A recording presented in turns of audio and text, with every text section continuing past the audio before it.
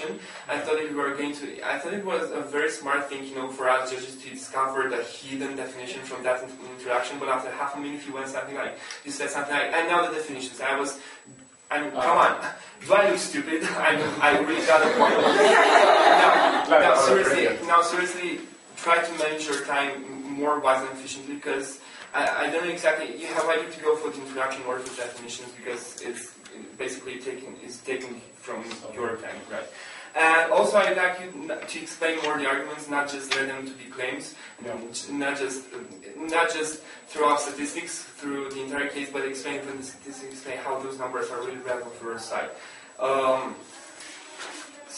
The first negative, you know what? I think that if the points that have been brought into your speech would have been constantly followed throughout the entire debate, I would have definitely voted for you guys. But otherwise, I think that you had quite an inconsistency during the whole debate, because you had very, very strong and powerful counter-arguments. You really explained the resolution. I mean, you really tackled each and every single statistic. You also said why exactly that is not going to work. Why is basically jeopardizing their own rights and infringing their rights? Why is that not efficient, and so on and so forth. But otherwise, I think that after your speech, everything, the whole negative strategy went down, which was not that very good in this debate. Now, the second affirmative.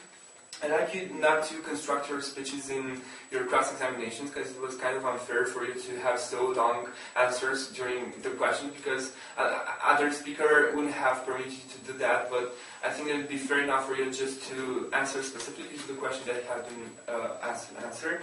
And also, stop questioning and stop questioning for evidences for every single thing that you'd like to discuss about.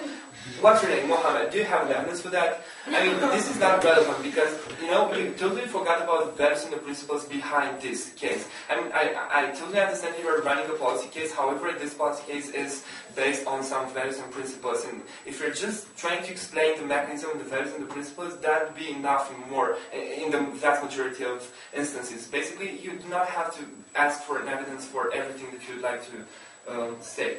The second negative speaker, I'd like you to pay more attention to what the previous speaker have already said, right? To what she has already said, because she just started a very, very, very strong and powerful playground. She just set the principles and the values of your own negative strategy. However, if you're just going and resustain the arguments and basically her speech, I think that you have totally won this debate. Otherwise, I think that you kind of made that difference within the negative strategy, right? And everything just kind of went down during your speech. Otherwise, I really liked your style. I really like your English. Basically, you're a native English, but stop chewing during the class examinations, right? I mean, I know that we were like lollipopping our lollipops, but we are judges, and I think, no, but now seriously, it's better for you to stop doing that, because it helps you concentrate even more on what you're saying, right? And the third affirmative, the role of the third speakers is basically to mainly clash the arguments into some clash areas, right? So I have liked to see more clash areas explained by the third speakers in this debate. I really understand that it was kind of a close debate. I mean, all of you wanted to make your point even better, to be better understood by us, but I think that you could have done that very, very efficient, even with some clash areas.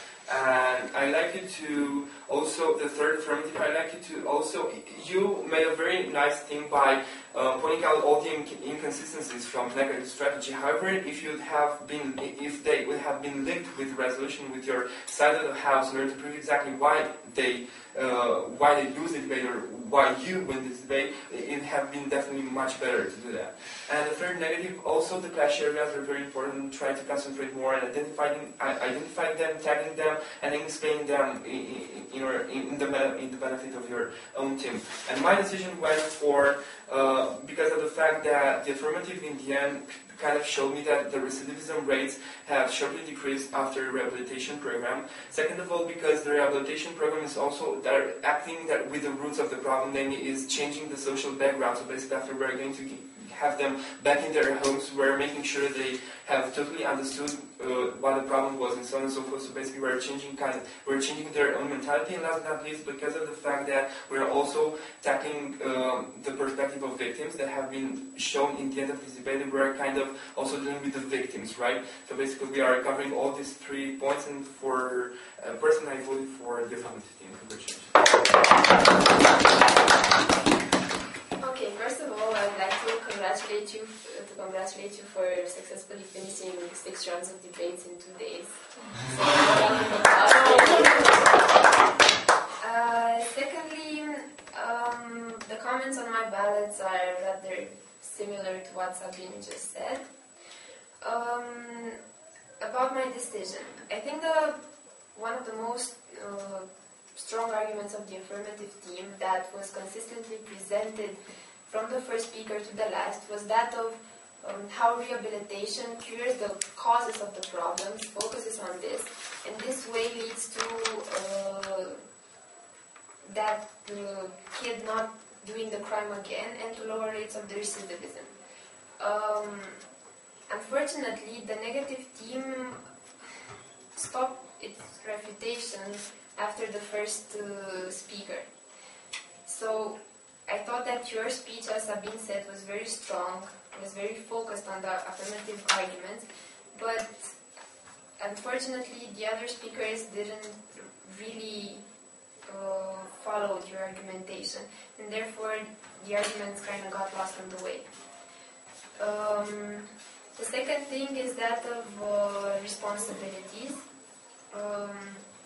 I also gave this clash area to the affirmative team, as they showed how the society influences children and their actions, and therefore they're not totally liable for their deeds and therefore should receive special treatment through rehabilitation.